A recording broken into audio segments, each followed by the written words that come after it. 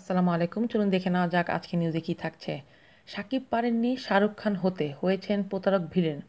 রূপালী পর্দায় নায়ক নায়িকাদের প্রেম, ভালোবাসা, রোমান্টিকতা দেখে আমরা মুগ্ধভাবেই আপ্লুত হই। তাদের মুখের আদর্শ আর নীতিবাক্য শুনে মোহবিষ্ট হয়ে নিজের অজান্তেই তালি বাজাই। কিন্তু বাস্তব বড় নির্মম, নিষ্ঠুর।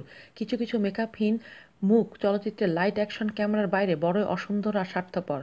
2008-এর এপ্রিল হতে দীর্ঘ 9 বছর চুপ থেকেও শেষ রক্ষা হলো না। অবশেষে মুখ খুলতে বাধ্য হলেন অপু বিশ্বাস। 2016 সালের সেপ্টেম্বর মাসে জন্ম নেওয়া সন্তানকে দেখতে পর্যন্ত যাননি তিনি।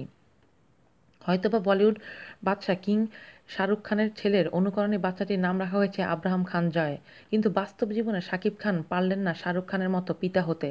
কেবল জন্ম দিলেই পিতা হওয়া যায় না, দায়িত্বও নিতে হয়, ত্যাগ লাগে। অপু বিশ্বাস কাঁদছে বিশ্বাসভঙ্গের যন্ত্রণা নিয়ে, সন্তানের স্বীকৃতি আদায়ের দাবিতে। না, রূপালী পর্দার কোনো দৃশ্য নয়, তিনি কোনো গ্ল্যামারাস নায়িকা নন আজ। কেবলই সন্তানের অধিকার আদায় একজন অসহায় মা।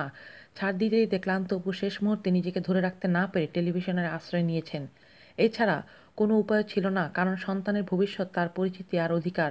খুজিস্তা নুরি, নাহরিন মুন্নি চলচ্চিত্রের নায়ক হওয়া যতটা সহজ, বাস্তব জীবনে নায়ক হতে পারা ঠিক ততটাই কঠিন। আজকের দিনে অপু বিশ্বাসের ভেঙে পড়া জানান দেয় কেবল ক্যারিয়ার নয়, অন্তরালে আরও কাহিনী বসবাস। বুবলি নামের মেয়েটির কথা অনেকবার এসেছে, কিন্তু মেয়েটি তো জানতই না সাকিব বিবাহিত। তাছাড়া এই দায়বদ্ধতা সাকিবের একার, বুবলির নয়।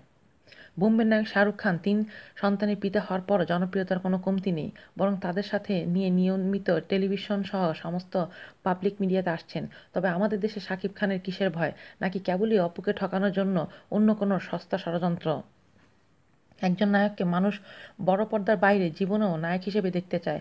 তার মাঝে স্বাভাবিকভাবে ভালোত্বের সমন্বয়ে একজন আদর্শ, নীতিবান ও সৎ মানুষকে খুঁজে ফিরে। চাওয়ার সাথে পাওয়ার সংঘর্ষ হলে ধ্বংস অনিবার্য। দর্শক তখন তাকে নায়ক বলে মানতে নারাজ। আজ এই পর্যন্তই। সবাই ভালো থাকবেন। আল্লাহ হাফেজ।